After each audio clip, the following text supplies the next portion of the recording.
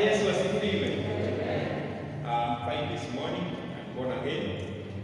The Lord Jesus has made my closest friend, and I'm glad to be called a child of God.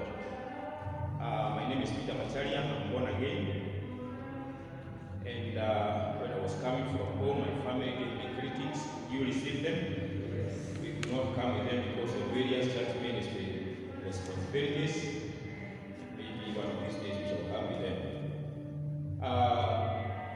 I'm glad that we are moving on well in our college CATC. We are doing well, and we thank God for this year. We have seen the greatness of God. We have seen major organizations coming to join hands with us, sponsoring students. We have Safaricom Foundation who have given us 33 students and donated to us quite a number of modern computers. So we are doing well. This morning I want to share shortly on the issue of importance of thanksgiving. In the two readings that we have read, they are giving us a picture of how powerful it is to thank God. If you look at how Jehoshaphat did with his army, they did not actually use their weapons. They just started praising and thanking God. And through this, their enemies were confused and started fighting one another. In the second reading, we have read about the 10 lepers and one who came back. The Bible says he was completely healed. That tells us that there is power in thanksgiving. And it's like number 4. Giving thanks to God, to our God, and having a life characterized by a thankful heart is a crowning virtue. And giving thanks is also a product of life that is growing by knowledge of God in spiritual wisdom and understanding. So a heart that gives thanks shows how spiritually you are. And a heart that is full of negativity or maybe bitterness shows that there's something wrong. On Friday, I had an opportunity to talk to young people from a certain parish, a group that had gone for a retreat somewhere. And one of the things that I was teaching them is developing an art of gratitude. And when I shared that now the Kenyans seem to be a bit negative on the issues happening in the nation, and more so to the government. And I mentioned one thing about the safari rally which is going on. And one of the youth was very bitter. And I told him, in any form of crowd, there is a silver lining. And therefore you should try to pick the most important thing and forget the rest. Because once you pick on the negative things, they are going to drain your strength. And I told them, the activity that is going on in Safari Rally between Thursday and today, it is pumping over 6 billion Kenya shillings into our economy. And one of the youth said, Lakini sioni hizo pesa unasema. So, and she looked so negative that even trying to convince her, it was a bit an uphill task. So what I'm saying is that developing a heart of thanksgiving, it's a crowning virtue. And this should be for all of us as Christians.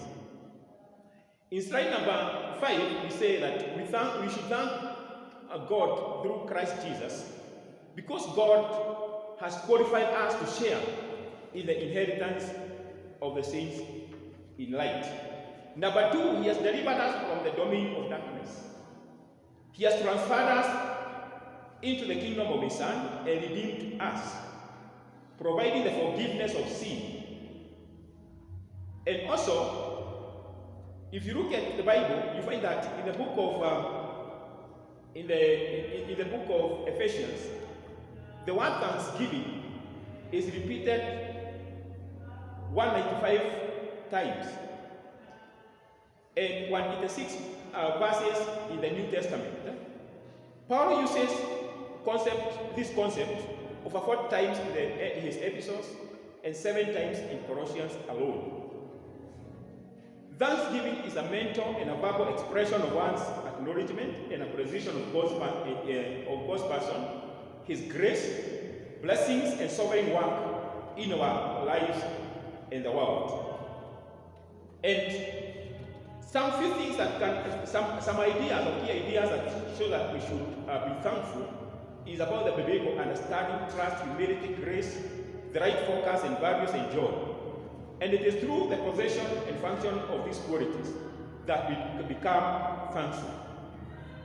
Why? What are the reasons why we should give thanks? Number one, it honors God. When we are thankful, we recognize that God exists. And we are acting on the reality of His life and as the very source and means of ours. So when you are giving thanks to God, or when you are we have that heart of gratitude, we are honoring God. Number two, the Bible commands this in the scriptures. You go and read Psalms 100 and verse 4, it will tell you that. 1 Thessalonians chapter 5 and verse 18, the Bible says, in everything, keep on giving thanks, for this is the will of God in Christ Jesus for you. In Colossians, he twice gives the command to be thankful. The other reason why you should give thanks is because it saves us from dangerous consequences of thanklessness. And one of the consequences of thanklessness is bitterness. And bitterness sometimes is combined with complaining and grumbling. And this one can lead to ill health. In slide number 9, thanklessness says it promotes pettiness and occupation with self and people with problems. So if you find people involved in pettiness, it's because the hearts are full of thanklessness. It also creates depression and feeling of hopelessness because we become focused on our problems rather than on the Lord. So, and you find that in our today's society, one of the problems is actually, healthy problems is actually becoming a little burden is the issue of depression. So if you find people suffering from depression, one of the key things they are lacking is the heart of gratitude. The other one is it brings about incomplete healing. An example is that one leper. When he came back, the Bible says he was completely healed. It does not mean that the 9 were not healed, but you know, leprosy brings about falling off some parts of the body. Yes, they got healed, but they went with the scars. But this man, the theologian said, when he came to give thanks, his body became complete. All the parts which had fallen were recovered. The other thing, it leads to proud humanism or dependence of, thanklessness leads to proud humanism and dependence on human rather than God. You read Romans chapter 1 and verse 21.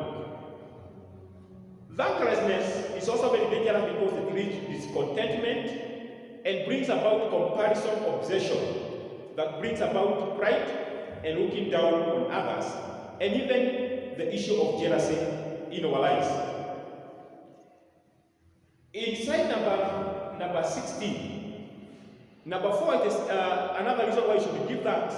It turns our eyes from our problems and ourselves to the Lord, that we might focus on Him and His sovereign grace. So when we become thankful, we turn away from our problems and from ourselves, and we focus on God. Number 5, it helps us to see life through the perspective of God's person, principles, promises, plan, provision, and purposes. And number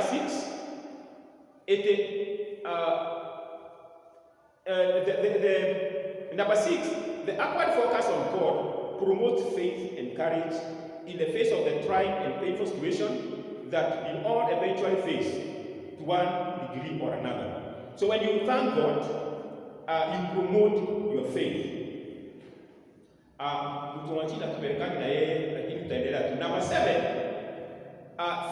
thankful and focused person counts on God. When you become thankful, you count on God and His triumph and will manifest the sweet fragrance of life, filled with knowledge of Christ, rather than the spirit of bitterness and complaining. That is slide number 17, Mr. Johana. And number 8, thankfulness is a spiritual barometer. It's good to know this, that it is an evidence of the condition of our spiritual life and value system. So when you find yourself unthankful, it tells you a lot about your spiritual life. And there's a photo on slide number 18. It can tell you, many a times we find ourselves, our phones are always charged, but our spiritual life are crying battery low. And there it's good as a Christian to keep on charging our lives. One of them being thankful. Number 9, it enables one to lead a happy life. When you're thankful, you become happy in life. Happy people are highly effective and efficient in their work, for they do it without heavy baggage of bitterness. The way you do your work tells your attitude and the status of your heart. Number 10, helps one develop healthy and strategic relationships and networks. When you're thankful, you attract other people to you. And the art of appreciating helps one in creating positive social connections and strengthening human relationships, while complaining and grumbling keeps others away from you. I was listening to a video clip the other day about if you're 45 and above, one thing that can keep your mind from degenerating are 3 things. Number 1, you increase the uptake of oxygen in your life. And you can do this by doing a lot of exercise and walking. Number 2, you do a lot of learning or a lot of reading. And number 3, you keep healthy social networks. In that way, you keep your brain from degenerating. Tell your neighbor who is seated to you, keep your brain from degenerating by being thankful. I'm okay. See, okay. Tell your neighbor, keep your brain from degenerating by being thankful. Yes, that is true. Because when you are thankful, you attract very healthy social connections. Why should we give thanks? Number 1, we should give thanks whenever we pray.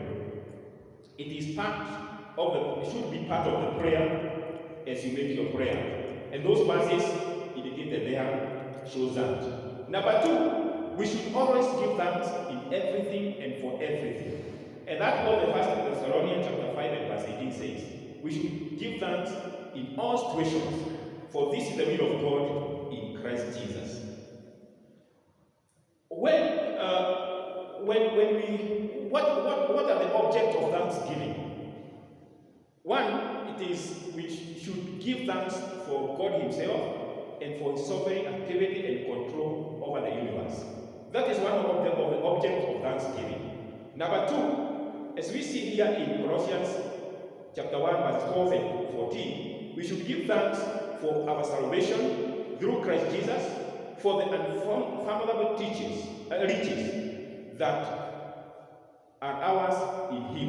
So we should thank God for our salvation, because if Jesus did not come, I believe we should we have continued in darkness. But because of the coming of Jesus, we have the salvation and we have the light in this world. Number 3, we should give thanks for others who know the Savior and are growing and serving the Lord. So we should give thanks for other people at all times. And how should we give thanks? Do not come before God empty-handed. That's what the Bible says. Give something substantial as a sign of appreciation and worship. We should not give thanks in praise and worship. Sometimes I was listening to in one of the program in one of the radio stations. You say sometimes we have become so familiar with praise and worship, such that we don't change the pattern. We are used to a certain pattern. But as Christians, as we grow in Christ, we should change the pattern of praise and worship in a way that we also feel refreshed. Because when we praise and worship God, we pull the power of God down. We should give thanks, be kind and generous. And then we should give thanks through prayers. My final part of that. Why do people fail to give thanks? Few things. Number one, scarcity mentality or mindset. You can never be thankful or progressive with scarcity. That is a feeling of lack mindset. It's good to develop an abundance mentality. If you develop an abundance mentality, it doesn't matter whether you have the money or not. You also always give thanks. I don't want to repeat that the photo there which is on broke and rich mentality, but it gives a very clear difference. That is slide number 26. It gives a very clear difference between those who have broke mentality and those who have rich mentality. And one of the key things is that a broke mentality complains constantly, but a rich mentality does not complain. He or she is full of appreciation. The other thing that makes us not give thanks is pride. Failure to appreciate other people's blessings or gifts, and feeling that what we have is through our efforts. The other thing that makes us not give thanks is ignorance. It's always good for a Christian to empower himself or herself with knowledge of thanksgiving and its benefits. And if this thing is something that will bring us down as the people of God, it is ignorance. Because we are living at times when people don't even read Bibles. Ask your neighbor, did you read your Bible before you came here? Ulisadani please. Okay, kwani bali tunasuya muongee. Did you read your Bible before you came here? That tells you a lot. If you did not read the Bible, there is something wrong. The other thing that makes people not to give thanks is discontentment. This is a feeling of disapproval and dissatisfaction that but godliness and contentment is a great gain. That's what the Bible says. We should be a people who are contented in life. And with contentment, we give thanks to God. The other one is dependency syndrome. This is a feeling that we have nothing to give others. We can only receive, but the Bible says it is better to give than to receive. The other thing that makes us want to give thanks is envy. And this is the act of counting other people's blessings instead of ours. A feeling that you are not blessed like others. How many times have you found yourself counting other people's blessings and not yours? The other one is self-judgment. Comparing one's weaknesses with other people's strength. And we fail to appreciate or be kind to ourselves. It's good to be positive to ourselves and talk positive about yourself. The other thing that makes us not to give thanks is victimhood. Victimhood is, it makes one not enjoy limitless supply of God or blessings. This is a feeling that you are the victim or a casualty of any prevailing circumstance or situation. It makes us fight small battles that do not add value to us. Like now, there's people who feel that they are victim of COVID-19. We should not, as a Christian, you should not be a victim. You should feel that it has challenged you to move the next level of your life. The other thing that makes us want to give thanks is unhappy life. And it's good to know as Christians that happiness or sadness is a choice. Happy people are productive, as we had said earlier, they are thankful and healthy, while bitterness leads to ill health. Smile and laugh more. Develop health and supportive relationships and connection. Not valuing others and making others happy leads to unhappy life. Happiness is from within, not from prevailing circumstances. And in conclusion, all of us go through struggles. Being broke or suffering from loss is part of life. And although at a different magnitude we suffer this loss or we encounter brokenness at one point, we should handle this. People handle these struggles differently, and they get different results. For a thankful-hearted person, when you are broke, you don't move around telling people that you are broke or you are poor. You take yourself that you are rich, you are only going through temporary issues of money. And therefore, you rarely get angry or bitter because you don't have money. Bwana asifiwe. Bwana asifiwe. Uliza mwenzako, ulikasirika lini kwa sababu una pesa? These are things that are happening to us every day. Some of us are be very bitter here. But I want to conclude by this small story. There is a boy. One morning they woke up and the breakfast was served. And this boy was given 3 slices of bread. But it happened, the slices had some holes. So he started crying and saying, Mom, we sitakula iko na mashimo. It happened the grandmother was sitting next to him. Akampika kofi akamwambia, kula mkate uache mashimo hapa. Let me ask you, mashimo na mkate, what is important? Mashimo na mkate, what is important? Wapia rafiki yako, kula mkate uache na mashimo. God bless you so much.